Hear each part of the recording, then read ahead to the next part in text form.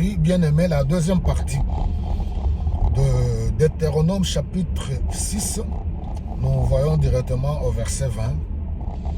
Voilà, Moïse s'adresse au peuple de Dieu pour leur dire, voilà, quand vous serez arrivés dans la terre promise, dans le pays que Dieu avait promis de donner à vos ancêtres, Abraham, Isaac et Jacob. Nous avons vu la première partie au verset 10, donc de ne pas oublier Dieu. Alors la deuxième partie, au verset 20, il dit, alors quand vos enfants, plus tard dans l'avenir, quand vos enfants vous demanderont,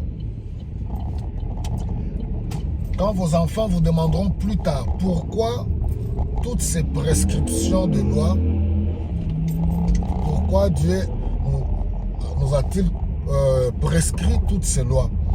Alors il dit que vous direz à vos enfants que nous avons été esclaves en Égypte. Vous direz à vos enfants. Vous voyez la grande responsabilité que nous avons en tant que parents, de transmettre des vertus de Dieu, de transmettre l'histoire convenablement. On est dans un monde de mensonges où les histoires sont trafiquées. La fois passée, je vous ai parlé, la réponse de Jésus-Christ à Thomas. Montre-nous le chemin. Jésus-Christ lui dit, Jean chapitre 14, je suis le chemin, la vérité et la vie. Jésus est la vérité. La parole de Dieu est vraie.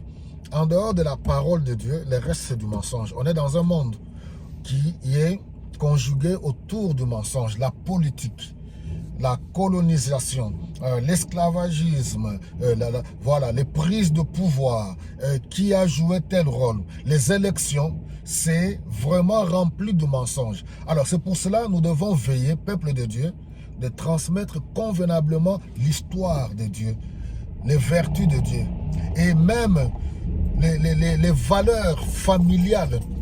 C'est tellement important. Qu'est-ce que nous allons léguer à nos enfants?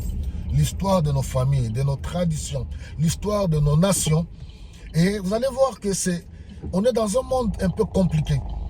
Alors il dit, vous direz à vos enfants, on est dans un monde, je ne cesserai jamais de le dire, un monde matérialiste. Un monde matérialiste, un monde des intérêts, un monde de compétition, un monde très très difficile. Au point que ce qui fait la force de la vie, la moralité est bafouée. Donc, les gens sont prêts à emprunter toutes sortes de voies pour atteindre leurs objectifs. Ce qui préoccupe aujourd'hui l'être humain, c'est la réussite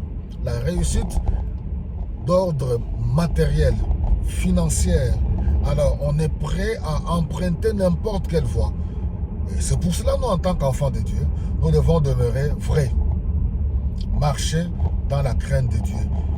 Observer les préceptes de Dieu. Moïse dit au peuple d'Israël, vous direz à vos enfants. Qu'est-ce que nous sommes en train de dire à nos enfants aujourd'hui? Une société difficile.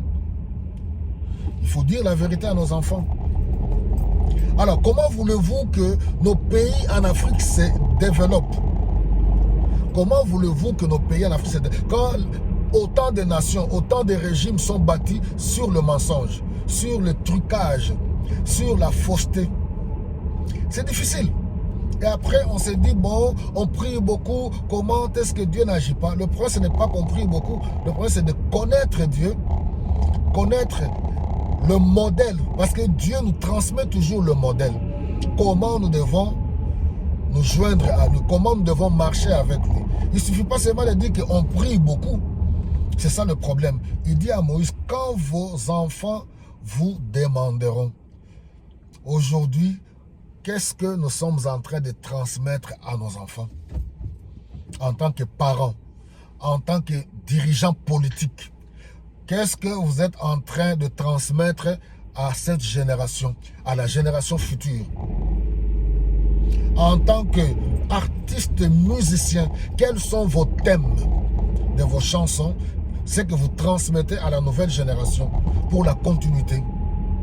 Je viens d'un pays, mon pays c'est un pays béni à tous les niveaux. Oui, je me permets de le dire aujourd'hui, mon pays, c'est un pays béni à tous les niveaux. Mais comment gérons-nous cette bénédiction? Qu'est-ce que nous transmettons à la génération future à tous les niveaux?